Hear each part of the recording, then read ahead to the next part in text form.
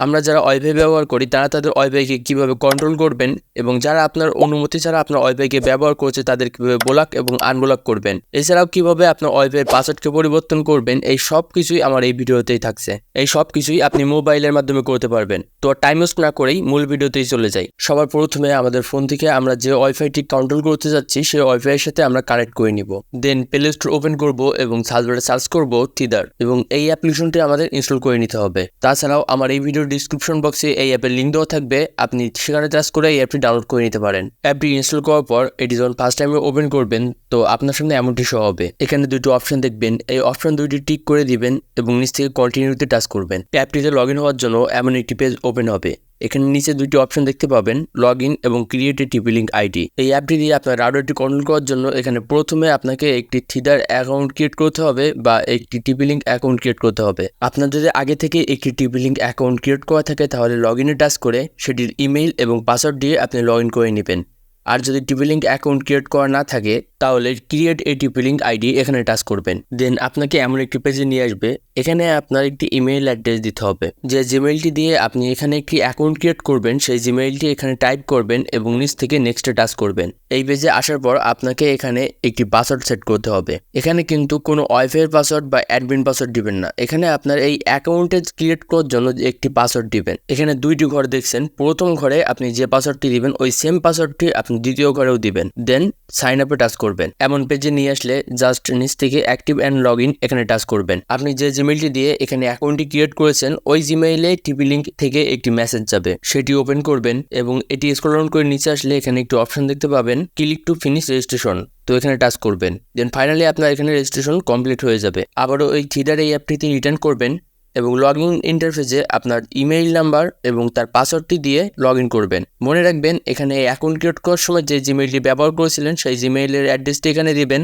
এবং যে পাসওয়ার্ডটি এখানে সেট করেছেন সেই পাসওয়ার্ডটি এখানে দিবেন। এখানে কিন্তু কোনো জিমেইলের পাসওয়ার্ড বা ওয়াইফাইয়ের পাসওয়ার্ড দেওয়ার প্রয়োজন নেই। টিপলিঙ্ক অ্যাকাউন্ট ক্রিয়েট করার সময় যে পাসওয়ার্ডটি দিয়েছেন সেই পাসওয়ার্ডটি দিবেন এবং নিচ থেকে লগ ইনে টাচ করবেন। এছাড়াও আপনি যখন জিমেইল থেকে এটি রেজিস্ট্রেশন কমপ্লিট করবেন তো এখানে অটোমেটিকভাবে ইমেইল এবং পাসওয়ার্ডটি নিয়ে নিবে। ফাইনালি আপনাকে এই থিদার অ্যাপ্লিকেশনের হোম ইন্টারফেসে নিয়ে আসবে। আপনি যে ওয়াইফাইয়ের সাথে কানেক্ট আছেন সেটি এখানে শো করছে, আপনি জাস্ট এখানে টাচ করবেন। নেক্সট স্টেপে আপনাকে এখানে পাসওয়ার্ড দেওয়ার জন্য বলবে। এখানে আপনার ওয়াইফাইয়ের অ্যাডমিন পাসওয়ার্ডটি দিবেন। প্রত্যেকটি ওয়াইফাই লাইনের অ্যাডমিন পাসওয়ার্ড থাকে। আপনার যদি অ্যাডমিন পাসওয়ার্ড না জানা থাকে তাহলে আপনি যাদের কাছ থেকে ওয়াইফাই লাইন নিয়েছেন তাদের কাছে শুনলেই তারা আপনার অ্যাডমিন পাসওয়ার্ডটি বলে দিবে। সেই অ্যাডমিন পাসওয়ার্ডটি দিয়ে আপনি এখানে লগ ইন করে নেবেন। এখন কমপ্লিটভাবে এই রাউটারটি কন্ট্রোল করার অ্যাক্সেস আপনি পেয়ে যাবেন। আমি আবারও আপনাদের একটি বিষয় ক্লিয়ার করে দিই। ফার্স্ট অফ অল আপনাকে টিপলিঙ্ক অ্যাকাউন্টের জন্য যে পাসওয়ার্ডটি সেট করেছিলেন সেই পাসওয়ার্ডটি দিতে হবে এবং সেকেন্ডে আপনাকে ওয়াইফাই রাউটারের অ্যাডমিন পাসওয়ার্ডটি দিতে হবে।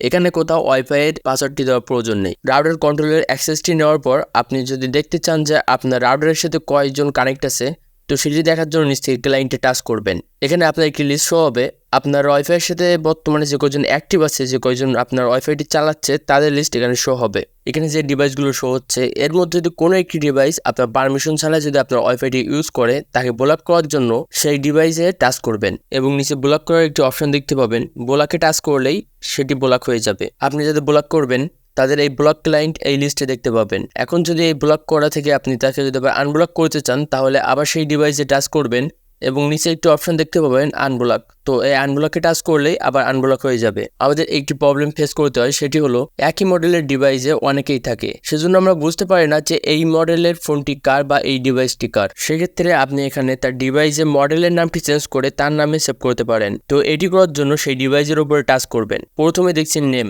এখানে টাচ করলেই তার ডিভাইসের মডেলের নামটি এখানে শো হবে।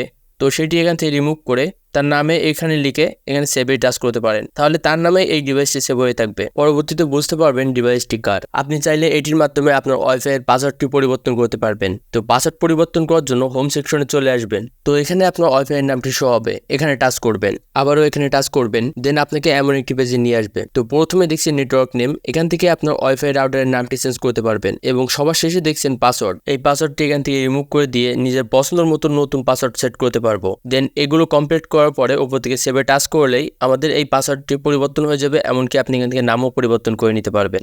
আশা করি ভিডিওটি যদি আপনি শেষ পর্যন্ত কন্টিনিউ করে থাকেন তাহলে পুরো প্রসেসটি আপনি খুব ভালোভাবে বুঝতে পেরেছেন। আর এই ভিডিওটি যদি আপনার কাছে হেল্পফুল মনে হয় তাহলে ভিডিওটিতে একটি লাইক করে আমার চ্যানেলে সাবস্ক্রাইব করে রাখবেন। ভিডিওটিতে বুঝতে কোথাও অসুবিধা হলে আমাকে কমেন্টে জানাতে পারেন। তো আজকের ভিডিও পর্যন্তই, দেখা হচ্ছে পরবর্তী কোনো ভিডিওতে।